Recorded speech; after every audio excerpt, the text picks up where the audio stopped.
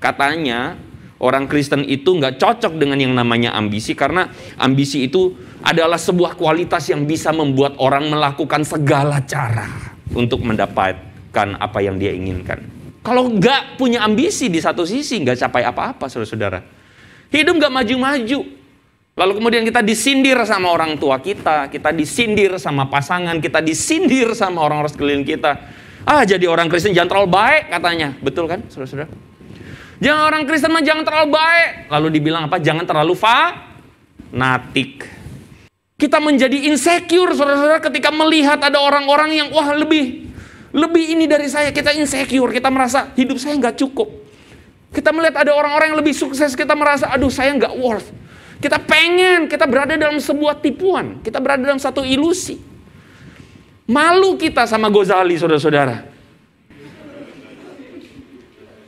Yang cuman foto selfie dari dari umur 18, saudara-saudara, sampai 2022, selfie setiap hari. Dia sekarang sudah dapat 14 miliar. Gara-gara foto selfie. Lalu orang rame-rame mau jual foto selfie-nya. Saudara, kita ada dalam satu dunia yang berputar dan menipu kita.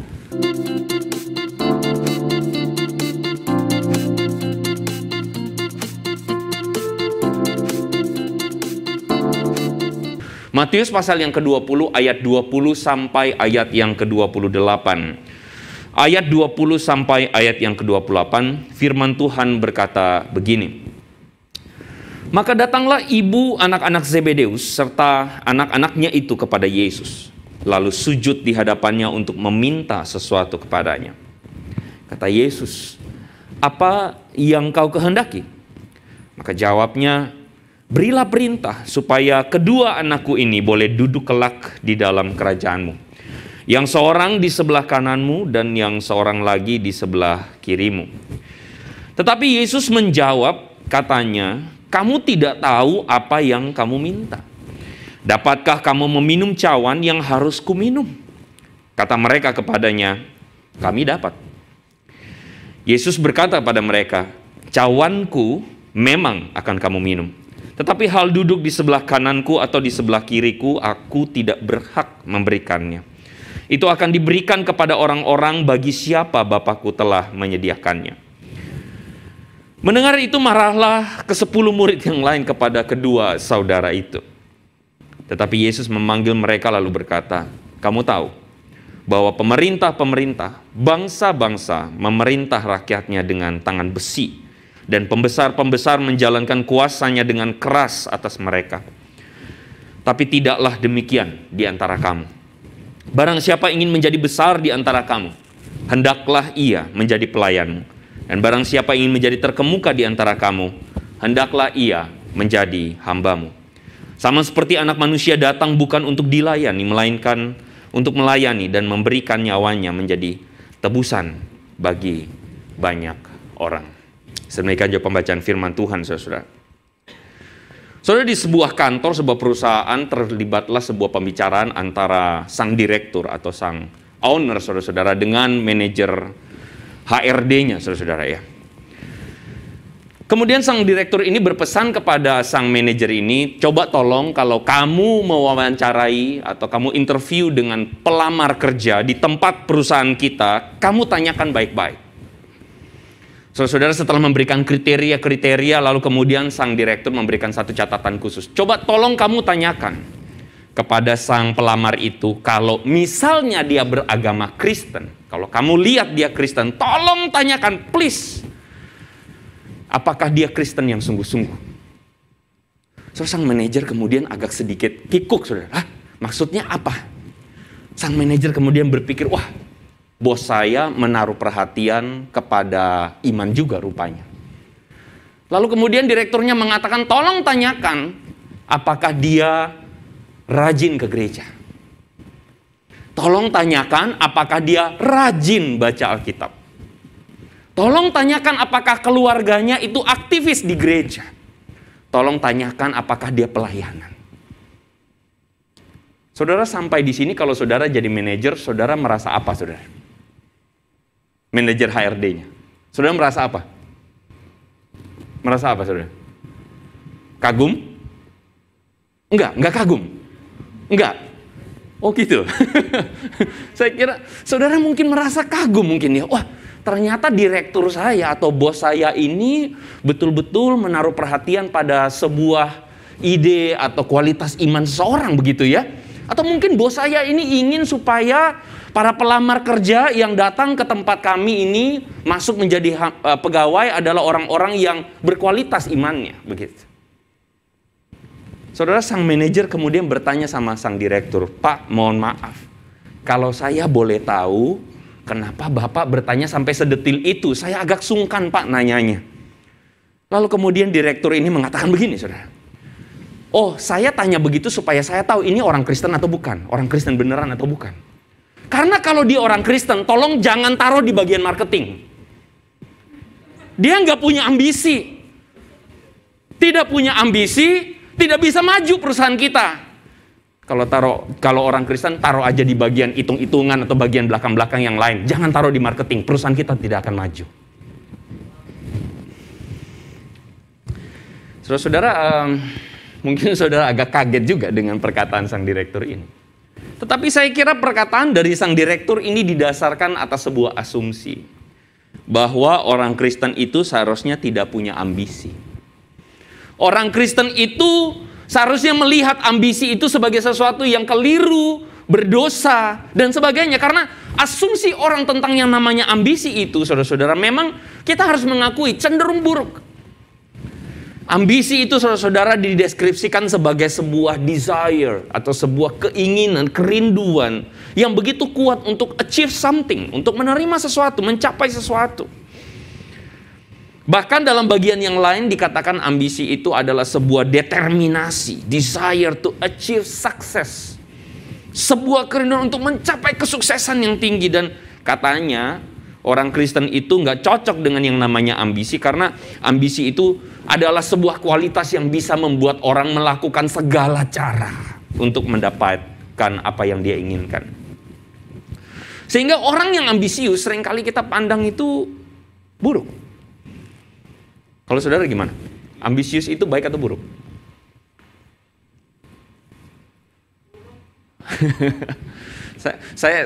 Saya berusaha untuk menangkap maksud Roh Kudus waktu saudara berbisik pada Roh Kudus ya, supaya ngomong sama saya. Saya bermaksud menangkapnya, saudara-saudara. Seringkali kita mesti menemukan bahwa ada sebuah kebingungan, ya, ada sebuah kebingungan bahwa apakah ambisi itu menjadi sesuatu yang baik atau sesuatu yang buruk. Dan saya ingin beranjak dari pemikiran kita ini. Saya ingin beranjak dari asumsi kita bahwa kita sering sekali menemukan bahwa ada banyak orang yang ambisi-ambisinya adalah ambisi-ambisi yang membuat kita mengernyitkan dahi. Ambisi-ambisi yang mungkin kita bisa temukan dalam keluarga kita. Kita menemukan dalam orang-orang sekeliling kita. Dalam pekerjaan saudara menemukan ada teman kerja yang ambis. Itu bahasa milenialnya. Betul? Bagi saudara yang sekolah, saudara menemukan ada teman-teman yang ambis, saudara-saudara ya. Disebutkan ambis itu ambisi maksudnya ya. Yang ambisi untuk mencapai nomor 1, ambisi untuk mencapai yang paling tinggi. Akhirnya apa? Mau menang sendiri, mau pinter sendiri, yang lain bodoh aja. Di dalam pekerjaan ada yang mau ambisi mencapai target, akhirnya menghalalkan segala cara. Dalam keluarga kita, bahkan mungkin diri kita, kadang-kadang kita sedikit mengalami kebingungan, bagaimana saya harus menjadi orang Kristen. Kalau nggak punya ambisi di satu sisi, nggak capai apa-apa, saudara-saudara. Hidup nggak maju-maju. Lalu kemudian kita disindir sama orang tua kita disindir sama pasangan, kita disindir sama orang-orang sekeliling kita. Jadi orang Kristen jangan terlalu baik katanya. Betul kan, saudara-saudara? Jangan orang Kristen mah jangan terlalu baik. Lalu dibilang apa? Jangan terlalu fanatik. Saudara-saudara, menurut saya bahkan sebenarnya orang yang mengatakan jangan terlalu fanatik itu tidak mengerti apa itu fanatik, bahkan tidak mengerti apa itu iman Kristen. Nah, hari ini saudara, kita akan melihat bagaimana potret yang terjadi antara Yesus dan Yohanes dan Yakobus. Bagaimana tiba-tiba mereka datang. Firman Tuhan menceritakan bagaimana ibu dari kedua orang ini datang lalu memberikan sebuah request, perintah. Sejujurnya saya agak berpikir ketika datang, kenapa emaknya yang datang ya? ternyata Yohanes dan Yakobus ini anak mama juga begitu ya. Saya pikir-pikir saudara-saudara ya. Emaknya yang datang lalu bilang kepada Yesus, berilah perintah supaya kedua anakku ini boleh duduk kelak di dalam kerajaanmu. Yang seorang di sebelah kanan, yang di seorang sebelah kiri. Saudara-saudara, perkataan ini atau permintaan ini jelas kalau saudara baca duduk sebelah kanan dan duduk sebelah kiri, ini menunjukkan sebuah posisi atau sebuah tempat atau jabatan yang prominent, saudara-saudara. Nah, saudara-saudara, bagi banyak orang, Yudas Makabe ini adalah Mesias. Inilah Mesias. Dalam pemikiran mereka, saudara-saudara, Mesias itu adalah orang yang akan membebaskan orang Israel dari penjajahan. Dalam pemikiran mereka, Mesias ini akan merebut tahta. Makanya saudara jangan heran, ketika waktu Yesus ditangkap di Getsemani, ada salah seorang murid Yesus yang terutama, salah seorang yang paling utama begitu disebutkan, membawa pedang. Saudara ingat peristiwanya? Ketika Yesus ditangkap, dia mengeluarkan pedangnya, lalu kemudian dia meletakkan pedang itu pada telinga dari hamba imam besar. Kenapa begitu? Karena mereka bersiap untuk berperang. Murid-murid dalam pemikiran mereka, Mesias yang datang, Yesus ini yang sedang mereka ikuti, adalah Yesus yang satu saat akan merebut puncak kekuasaan. Karena itu mereka bersama-sama dengan Yesus dan permintaan mereka sangat wajar. Permintaan mereka adalah, waktu engkau Yesus memerintah, kami ingin ada bersama-sama dengan engkau sebagai orang-orang penting di sekelilingmu. Wow, ini adalah satu opini, permintaan yang didasarkan atas satu opini untuk, ya Yesus akan merebut kekuasaan. Itulah sebabnya kenapa Yesus kemudian bilang sama kedua murid itu, kamu tidak tahu apa yang kamu minta. Dapatkah kamu meminum cawan yang harus kuminum? Dapatkah kamu meminum cawan yang harus aku minum? Saudara, kalau jalan-jalan ke Perancis, saudara-saudara ya, saudara akan menemukan satu basilika, saudara-saudara, yang lebih tepatnya adanya di Lourdes, saudara-saudara. Dan saudara akan menemukan ada gambar ya, lukisan di atas, di dinding atas, di silingnya, saudara-saudara. Judul dari lukisan tersebut saudara bisa tebak, yaitu Yesus di Taman Getsemani. Saudara, lukisan tersebut menggambarkan bagaimana Yesus sedang berdoa sebelum penangkapannya di Taman Getsemani, dan menarik sekali, saudara bisa menemukan di situ ada gambar cawan. Ya, cawan. Ada cawan dan di atasnya ada salib. Pak, berarti waktu Yesus di Getsemani dia doa di depan cawan? Bukan, saudara. Tentu saja penggambaran lukisan itu bukan mau ngomong Yesus lagi berdoa depan cawan. Bukan. Itu adalah sebuah, atau lukisan itu adalah sebuah cara untuk mengkomunikasikan makna teologis dari peristiwa di mana Yesus ada di Taman Getsemani. Dan waktu itu Yesus berdoa, bukan kehendakku yang jadi, tetapi kehendakmu yang. Sebelum itu Yesus berkata, biarlah cawan ini lalu daripadaku. Ini cawan. Saudara, cawan itu adalah lambang, gambaran dari murka Allah. Bagaimana hukuman atas dosa itu harus Yesus tanggung. Dan itu digambarkan dengan istilah cawan itu, saudara-saudara. Jadi Yesus mengatakan, biarlah cawan ini lalu, karena murka Allah ini begitu hebatnya dan luar biasa.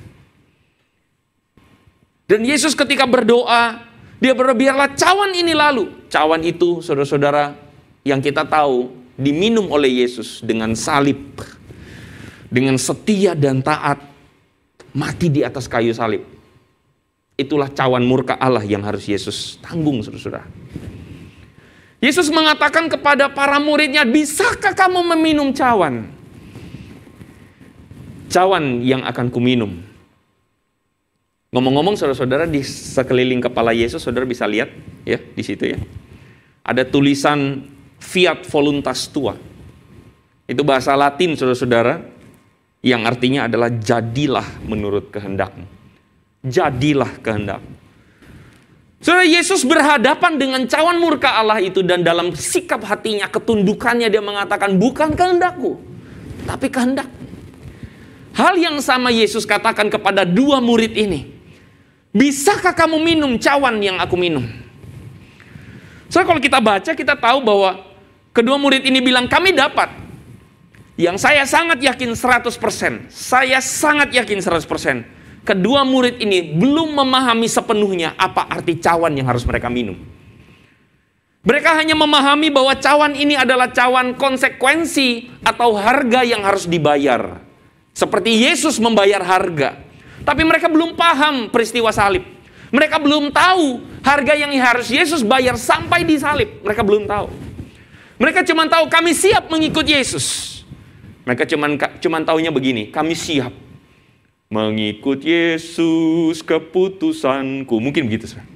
Kalau mereka udah tahu lagu itu, mereka mengatakan, mengikut Yesus keputusanku. Tapi masalahnya, dalam komitmen mereka mengikut Yesus keputusanku, problemnya mereka tahu betul tidak, mengikut Yesus ini tujuannya kemana? Mengikut Yesus ini berapa harga yang harus dibayar? Mengikut Yesus ini arahnya kemana? Bagi mereka mengikut Yesus ini adalah apa? Mengikut Yesus ini adalah kami mengikut Yesus supaya nanti kami bisa duduk di samping Yesus memerintah. Karena itu saudara-saudara, saya sangat tidak terkesan kalau seringkali gereja mengadakan KKR. Lalu kemudian ada banyak orang datang maju berduyun-duyun ke depan lalu menangis-nangis, saudara. Lalu kemudian orang bilang, Pak, acara KKR-nya sukses ya. Wah Pak, Tuhan bekerja ya. Saudara, saya belum terkesan. Karena masalahnya yang maju ke depan yang sambil nangis-nangis itu, saudara-saudara, belum tentu betul-betul maju karena memang betul-betul mau ikut Yesus menyangkal diri dan pikul salib. Bisa jadi yang maju nangis-nangis itu karena apa? Karena dia bingung, teman-temannya maju semua, dia sendiri di belakang. Bisa saja yang lagi nangis itu, saudara, lagi dia sambil nangis, kakinya keinjak sama orang lain, makanya aduh sakit nangis. Bercanda saudara-saudara ya. Bisa juga mereka yang nangis ke depan itu adalah orang-orang yang cuma berpikir, ya oke. Tapi belum benar-benar mengerti apa yang akan dia alami kalau dia betul-betul memutuskan untuk mengikut Yesus. Ada banyak orang setia sama Tuhan, taat melakukan ritual agama. Tiap kali pagi doa, saudara, dari jam 1 malam saudara udah datang ke gereja untuk doa petang-petang atau bukan petang, doa subuh saudara bahkan. Kenapa Pak rajin berdoa? Kenapa? Ya supaya Tuhan memberkati usaha saya. Bisa? Bisa. Saudara, jangan terkesan dengan orang Kristen yang taat, terlihat taat. Jangan cepat terkesan dengan orang yang kelihatannya wow, penuh dengan semangat. Belum tentu motivasinya benar. Belum tentu ketika melakukannya karena dia mengasihi Yesus. Belum tentu. Belum tentu. Permintaan Yohanes dan Yakobus ini adalah permintaan yang kelihatannya permintaan penuh iman loh, saudara-saudara. Kalau nanti satu saat engkau memerintah, kami mau di samping kiri dan kananmu. Mereka beriman banget loh, Yesus akan memerintah. Amin. Kalau saudara di gereja, saudara akan menemukan ada orang yang beriman banget, Tuhan itu luar biasa. Tetapi, apa yang terlihat sekali lagi tidak menggambarkan yang di dalam. Hati-hati. Hati-hati. Sekali lagi hati. Kadang-kadang saya juga sering bercanda, ngomong-ngomong saudara-saudara ya. Saya sering bercanda. Wah, kadang-kadang kalau pemilihan majelis itu kita mesti hati-hati loh. Kenapa? Karena biasanya yang dipilih itu adalah orang-orang yang suka tampil di depan. Betul? Yang suka tampil nih. Akhirnya apa? Karakteristik yang dipilih itu ada orang yang tampil-tampil aja terus begitu. Karena apa? Karena kita gampang terkesima dengan penampilan. Kita gampang terkesima dengan apa yang kelihatan. Yesus kemudian mengatakan kepada kedua muridnya ini, kamu tahu bahwa pemerintah-pemerintah bangsa-bangsa memerintah rakyatnya dengan tangan besi. Dan pembesar-pembesar menjalankan kuasanya dengan keras. Tapi tidaklah di antara kamu, kata Yesus, barang siapa ingin menjadi besar di antara kamu, hendaklah ia menjadi pelayan. Dan barang siapa ingin menjadi terkemuka, hendaklah ia menjadi hambamu. Yesus tahu betul bahwa sebenarnya yang menjadi natur dosa kita atau manusia secara default, kita semua ingin menjadi besar, setuju? Kita semua ingin menjadi terkemuka. Apakah ada dari antara saudara waktu kecil, waktu ditanya, Dek, kamu cita-citanya apa? Saya nggak pengen jadi apa-apa. Ada? Tidak ada, bukan? Waktu ditanya, kamu pengen cita-citanya jadi apa? Oh enggak, saya mah mau jadi orang paling terakhir. Nggak ada. Saudara, saya sangat jarang menemukan, bahkan saya hampir bisa bilang saya tidak pernah menemukan. Ada orang yang cita-citanya menjadi orang paling terakhir. Itu nggak ada. Atau mungkin di Kelapa Gading ada, saudara-saudara ya. Semua mungkin ya. Saudara, kita pada dasarnya by default kita selalu ingin menjadi paling besar. By default kita selalu ingin menjadi yang paling terkemuka. By default seperti itu. Tapi Yesus kemudian membalikan pemikiran mereka yang defaultnya ingin menjadi paling besar. Yesus balikan. Dan dia mengatakan, barang siapa yang mau menjadi besar, hendaklah kamu menjadi yang paling kecil. Barang siapa yang ingin menjadi paling besar, hendaklah kamu menjadi pelayan. Ini kan satu hal yang membingungkan. Loh, menjadi pemerintah kok tiba-tiba Yesus suruh jadi pelayan? Yang mau jadi terkemuka kok menjadi hamba? Ambisi menjadi besar hari ini, saudara-saudara, seringkali direpresentasikan dengan apa yang dunia bilang sama kita. Kamu akan menjadi someone when you achieve something, right? The world says to us, dunia bilang sama kita bahwa kita itu akan diperhitungkan kalau kita punya posisi. Betul. Kita akan diperhitungkan kalau kita itu punya jabatan. Saudara yang laki-laki, bapak-bapak, saudara-saudara, kalau ketemu sama teman lama, saya sangat yakin pertanyaan pertama yang saudara tanya apa? Ketemu teman lama nih, teman SD. Pertanyaan pertama yang saudara tanya apa? Kerja di mana? Betul kan? Atau kalau nggak kerja di mana, main apa? Pertama saya datang ke Jakarta, saya bingung. Pada tanya main apa, saya bingung. Kok main sih? Gitu ya. Saya baru ngerti, oh main itu maksudnya usaha gitu loh. Main apa? Oh saya main spare part. Hah? Main apa? Oh saya kan keluar, saya ketemu orang sering ngomong begitu. Saya bingung, kenapa begitu main ya? Oh tapi itu istilah. Laki-laki selalu mengukur kabar seseorang berdasarkan apa usahamu, apa kerjamu. Betul? Karena itulah yang dunia ajar sama kita. Yang dunia ajar sama kita adalah berapa sukses kamu. Seberapa kamu punya power. Seberapa kamu punya kekuasaan. Wah hebat ya. Di perusahaan dia direktur. Di gereja dia majelis. Wah lengkap saudara-saudara. Dunia mengukur segala sesuatu berdasarkan power. Berdasarkan wealth. Berdasarkan fame saudara-saudara. Akhirnya kita tanpa sadar, kita dituntut untuk mengejar hal-hal itu. Kita tanpa sadar dituntut untuk mengejar tujuan kita adalah untuk mendapatkan kuasa itu. Tanpa sadar saudara-saudara, bahkan kita berdoa kepada Tuhan minta kuasa itu. Kita minta power itu. Kita minta itu. Karena kita ada di tengah dunia yang jatuh dalam dosa.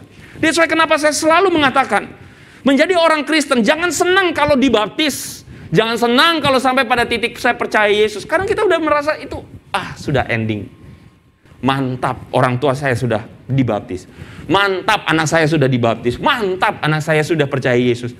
Sorry to say, it just titik start. Karena PR-nya masih banyak. Kenapa? Membereskan nilai-nilai yang keliru dalam pikiran kita, dalam hati kita. Masih ada pikiran-pikiran yang keliru, nilai yang salah. Hari ini ada begitu banyak orang kerja bagai kuda, saudara-saudara. Saya ngomong kerja bagai kuda nggak ini? Itu istilah anak-anak muda hari ini. Kerja bagai kuda, kerja keras. Untuk ngumpulin apa? Untuk ngumpulin aset, kerja luar biasa. Kita menjadi insecure, saudara-saudara, ketika melihat ada orang-orang yang lebih ini dari saya. Kita insecure, kita merasa hidup saya nggak cukup. Kita melihat ada orang-orang yang lebih sukses, kita merasa, aduh saya nggak worth. Kita pengen, kita berada dalam sebuah tipuan. Kita berada dalam satu ilusi. Malu kita sama Ghazali, saudara-saudara. Yang cuman foto selfie dari dari umur 18, saudara-saudara, sampai 2022, selfie setiap hari. Dia sekarang sudah dapat 14 miliar. Gara-gara foto selfie. Lalu orang rame-rame mau jual foto selfie-nya. Saudara, kita ada dalam satu dunia yang berputar dan menipu kita. Amin.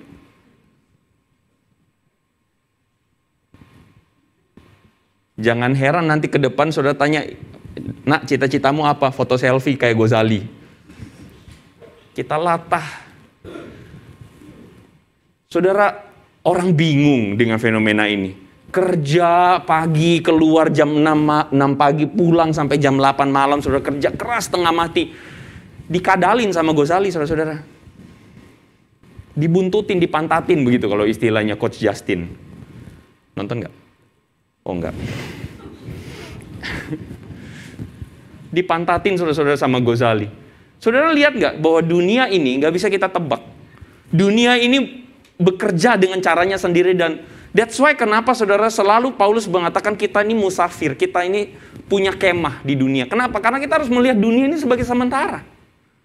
Jujur, kadang kita mengejar kesementaraan itu, kesementaraan yang cepat berubah, cepat.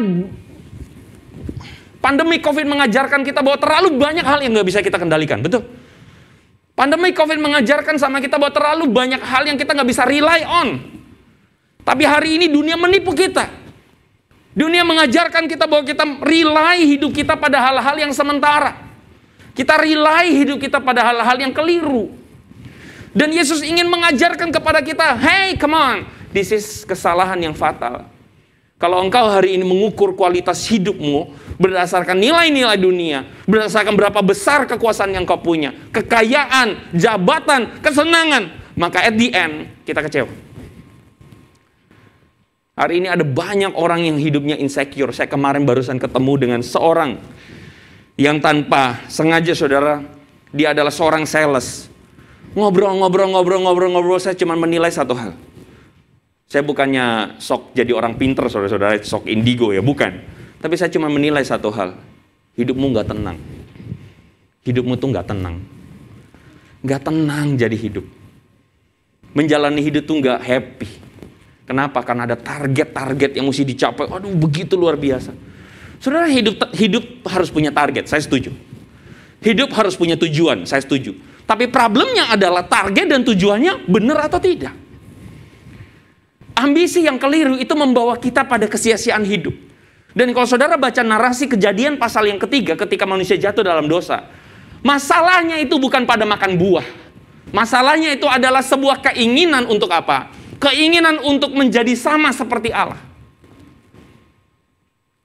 Alkitab terjemahan baru mengatakan kamu bisa tahu yang baik dan kamu bisa tahu yang baik dan yang jahat.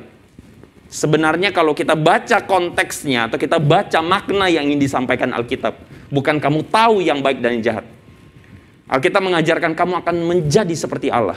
Kamu menentukan mana yang baik buat kamu dan yang tidak baik buat kamu.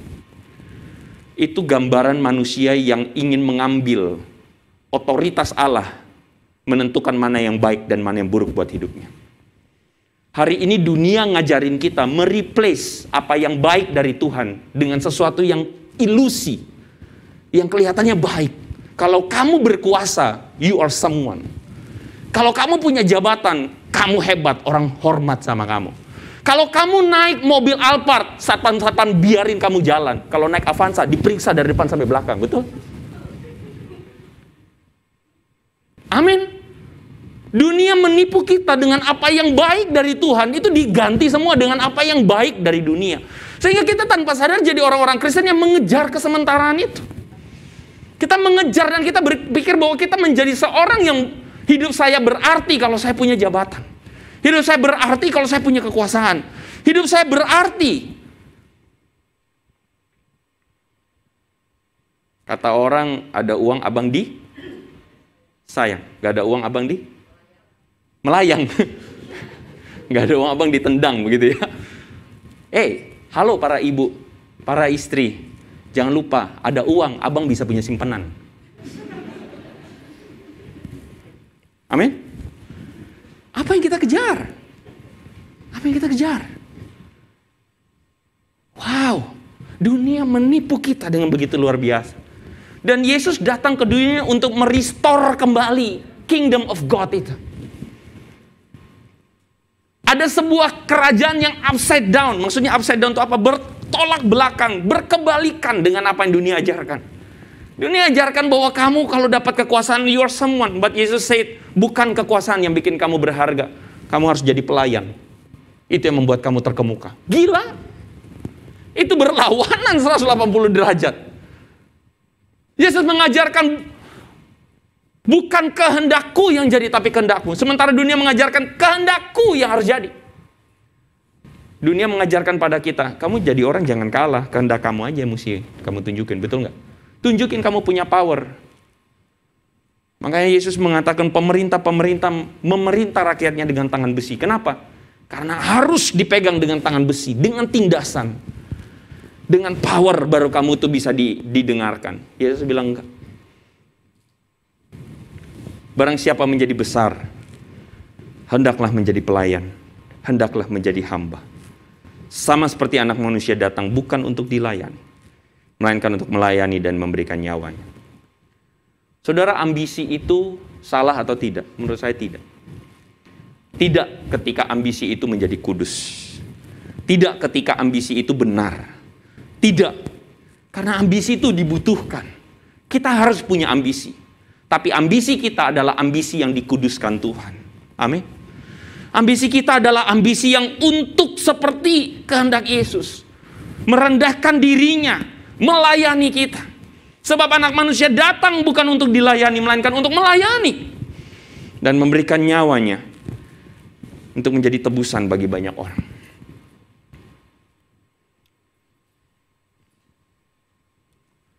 Ketika mempersiapkan firman Tuhan ini, saya teringat bagaimana satu tindakan luar biasa dari Kristus. Yaitu ketika dia masuk ke Yerusalem. Saudara, kita memperingati peristiwa ini sebagai peringatan Minggu Palma, di mana orang-orang mengibarkan ranting pohon palma. Lalu Yesus datang ke Yerusalem, lalu kemudian orang mengatakan, Hosana, diberkatilah dia yang datang dalam nama Tuhan. Hosana bagi anak Daud. Saudara, dalam peristiwa ini kelihatannya semua orang menyambut Yesus dengan luar biasa. Tetapi ada satu detil yang aneh sebenarnya di sana. Detil yang aneh itu adalah Yesus masuk kota Yerusalem dengan menggunakan atau mengendarai seekor keledai. Semua orang hari itu ekspektasi terhadap Yesus luar biasa tinggi, saya kasih tahu. Ekspektasi orang terhadap Yesus adalah luar biasa tinggi. Kenapa? Siapa lagi yang bisa menyembuhkan orang, mengadakan mujizat, membangkitkan orang mati, meredakan angin topan? Siapa lagi yang bisa mengusir iblis? Siapa lagi? Siapa lagi? Ini dia, clearly come from God. Tapi mereka menyambut Yesus sebagai orang yang datang dari Tuhan dengan satu harapan apa? Harapannya adalah, Yesus beresin masalah saya. Yesus beresin masalah penjajahan ini. Yesus beresin. Kenapa saya bisa berani mengatakan ini? Karena saudara tahu, waktu Yesus disalibkan, mereka jugalah yang meludahi dia. Karena Yesus tidak memenuhi ekspektasi mereka. Yesus datang dengan ekspektasi yang begitu luar biasa, tapi dia mengendarai seekor keledai. Saudara, di mana-mana, orang kalau masuk sebuah kota, dalam prosesi pengagungan itu yang biasa dilakukan oleh raja-raja Romawi, orang masuk sebuah kota pakai kuda. Tidak ada ceritanya orang masuk kota pakai keledai. Kuda dan keledai itu atas langit, satu bawah itu di bumi, di kerak bumi bahkan mungkin. Karena keledai itu adalah kendaraan atau hewan yang dipakai untuk niaga. Dipakai untuk angkut-angkut hasil, dipakai untuk angkut-angkut barang, begitu loh saudara-saudara. Sedangkan kuda itu khusus untuk seorang warrior, seorang pembesar. Kuda dan keledai. Tapi kenapa Yesus naik keledai? Ibarat hari ini saudara-saudara ketemu sama calon mantu. Calon mantu saudara datang mau ketemu dengan kita, dia akan bawa mobil yang paling mahal, betul bukan? Nggak ada calon mantu ketemu sama kita pakai motor galon, itu nggak ada. Saudara mengundang seorang pembesar datangnya pakai motor galon, itu nggak ada saudara-saudara. Tapi Yesus datang, saudara ibaratkan begini aja, Yesus masuk Yerusalem pakai motor galon, aneh nggak? Itu gila kalau saya bilang. Tapi itulah Yesus. Dia menunjukkan kerendahan hatinya, semangatnya untuk datang, bukan untuk dilayani, tapi melayani.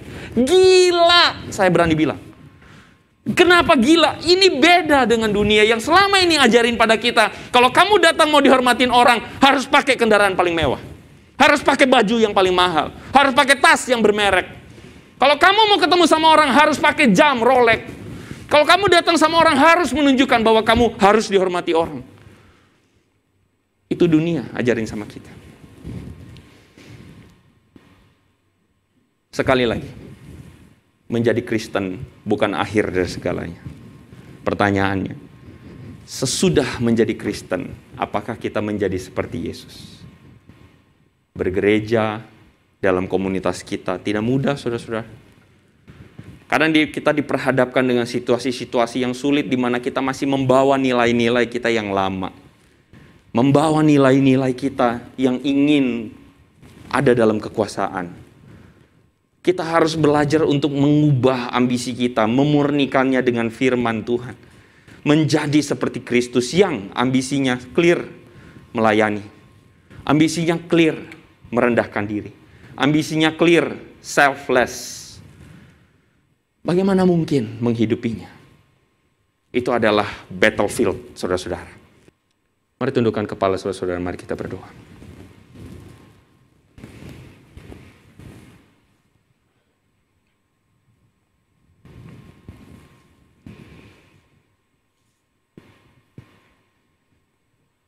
Kami Tuhan,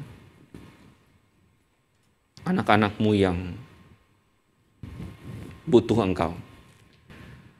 Menyadari bahwa ada begitu banyak nilai dunia yang masuk dalam kehidupan pikiran kami. Nilai-nilai dunia yang mendrive kami. Nilai-nilai dunia yang tanpa sadar membuat kami arogan. Membuat kami ingin mencapai, mengejar hal-hal yang keliru. Tanpa kami sadar bahwa hati dan pikiran kamilah yang seharusnya menjadi tempat di mana Engkau bertahta. Rumah-Mu, tempat Engkau disenangkan Tuhan. Ampuni kami kalau selama ini kami menjadi orang-orang Kristen yang peduli dengan kepentingan diri kami, mengejar kekuasaan, hormat orang.